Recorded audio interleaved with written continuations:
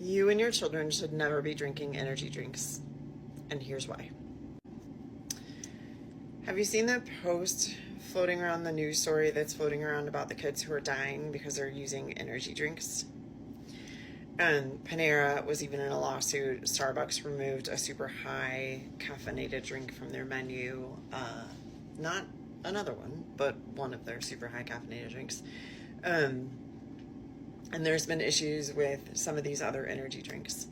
And the caffeine can be a problem, yes, especially for people who are caffeine sensitive, which you would know based on some symptoms, but also if you had genetic testing done.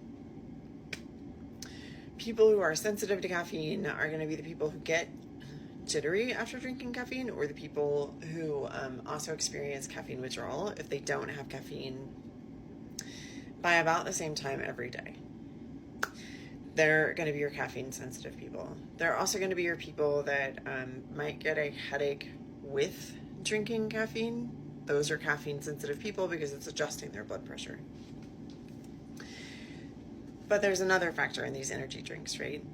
There is a lot of them have artificial sweeteners in them that have been linked to heart disorders, cancers, issues in the GI tract. On top of that, there's a cocktail of vitamins in most of them that could be toxic to the person ingesting them, and you wouldn't know it until it's too late. And because they're considered a beverage, whatever vitamins and supplements they put in that drink, because it's not considered a supplement, they don't have to follow any FDA guidelines. Let that sink in. Supplements have to follow a guideline for not causing harm because they're registered as a supplement.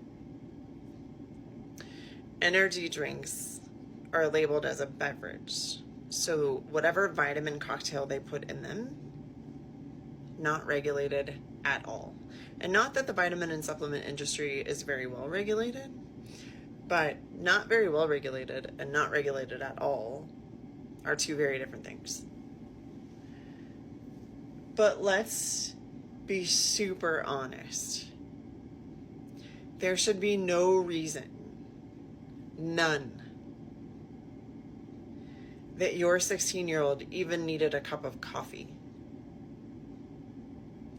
Because if your energy isn't coming from within your own body, you have a health problem.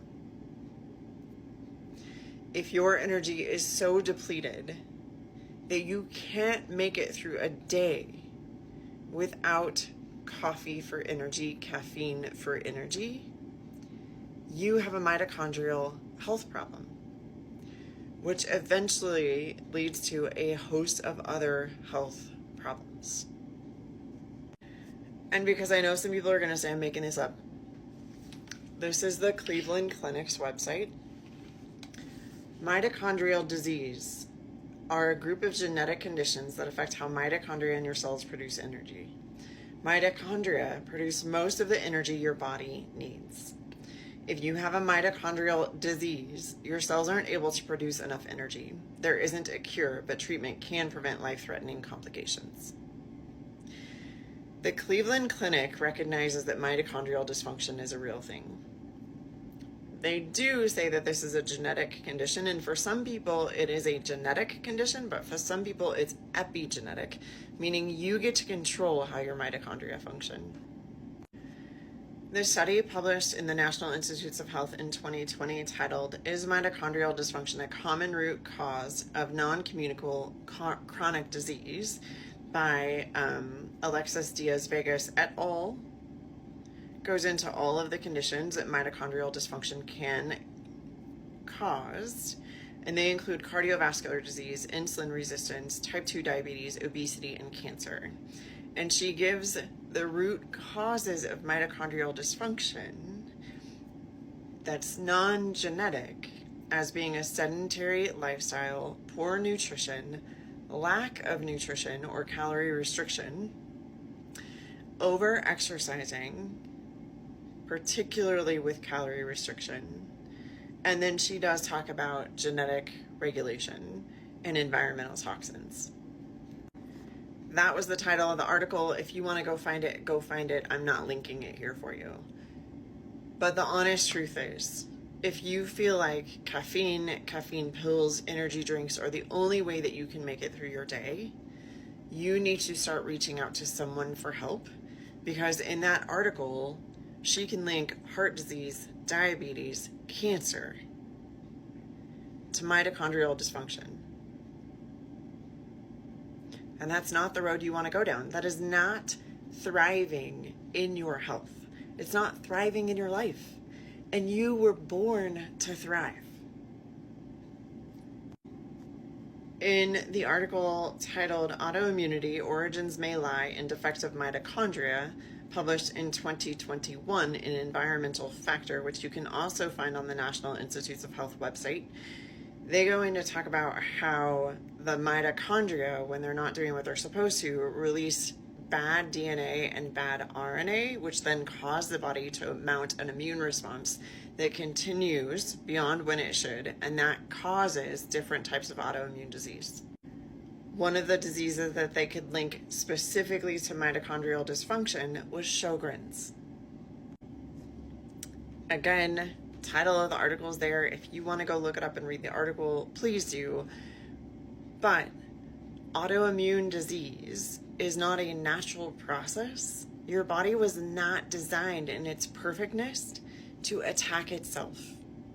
It was not designed to not recognize you as you, because you were created perfectly. To go back to the energy drink thing, the kid's dad, who happened to be a firefighter, said that the energy drink he drank in particular only had 160 milligrams of caffeine. The Mayo Clinic says it's safe for adolescents to have up to 400 milligrams of caffeine. The average cup of coffee has somewhere between 80 and 95 milligrams of caffeine. And my guess is that most adults are drinking at least 4 cups of coffee, if not more.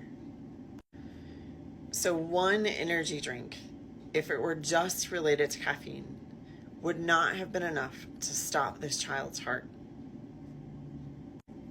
This 16-year-old boy was unresponsive, and they performed CPR and shocked him for an hour. An hour. Stop using caffeine. Stop using energy drinks. If you are completely reliant on that for energy and you cannot get yourself awake and moving without it, seek help. If you want someone who can help you through this process, there's a link.